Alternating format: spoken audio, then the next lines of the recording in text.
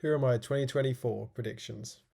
So I'm going to go in chronological order through all 5 monuments, all 3 Grand Tours, and then of course the World Championships, time trial and road race, and the same for the Olympics. So first up, we've got the first monument of the season, Milano San Remo, coming up this weekend. And as you might have guessed from my video yesterday, I'm going to be picking Tadej Pogacar to win. I just think that without Wout van Aert and a possibly weaker Van der Poel, this might well be Pogacar's year. He's getting stronger every year, and he's got to win it at some point. It might well be this year. Now for the Tour of Flanders, I've got to go with Mathieu van der Poel. There's no Pogacar there this year, and without Pog there really is no competition for Van der Poel. I expect him to ride everyone off his wheel. Even if Wout has done an additional altitude camp, I really think he's been so far off Van der Poel, he's got no chance really. And this is probably one of my most confident predictions. I'd bet my house on Van der Poel winning Flanders. Next up, we've got Paris-Roubaix, and I'm not going to go for Van der Poel with this one, even though he is the favourite and may well win it. I'm going to go with Wout. Van Aert may well have been the strongest last year if he hadn't have punctured on the final cobbled sector when he attacked and Van der Poel was chasing.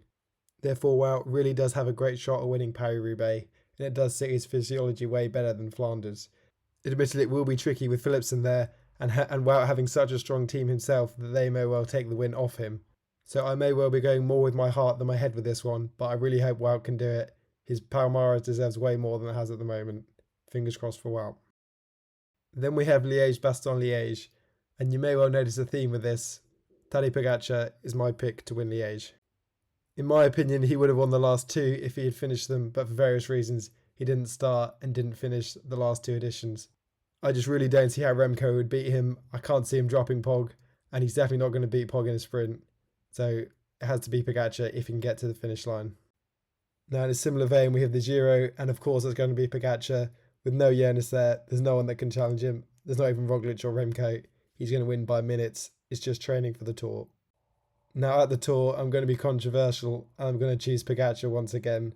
While easily, of course, Jonas is going to be the favourite, and maybe I'm stupid for not picking him, but I really think if Pogacar can get his preparation correct, he can win. He's proven to be stronger than Jonas last year on multiple occasions, and of course he cracked at the end and then finished 8 minutes behind him. But that really doesn't show the whole story.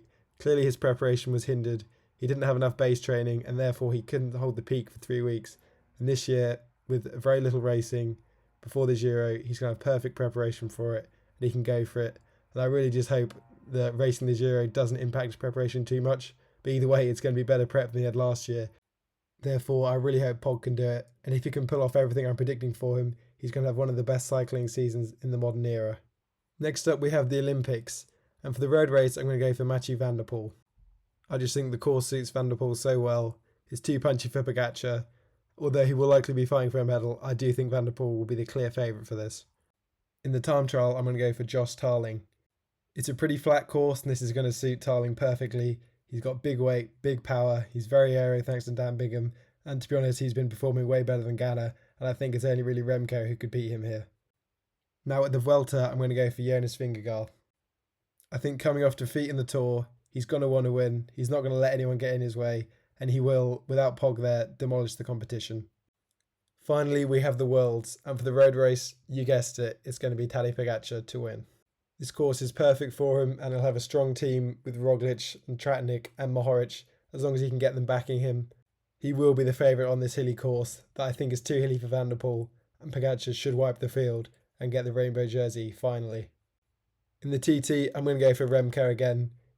It's slightly hillier than the Olympics TT, and therefore I'm going to pick him over Josh Tarling for this one. And in Lombardia, of course, Tadej Pogacar, 4th year in a row, no one can beat him on this terrain. 3 monuments, 1 rainbow jersey, 2 Grand Tours, incredible season. Thank you for watching.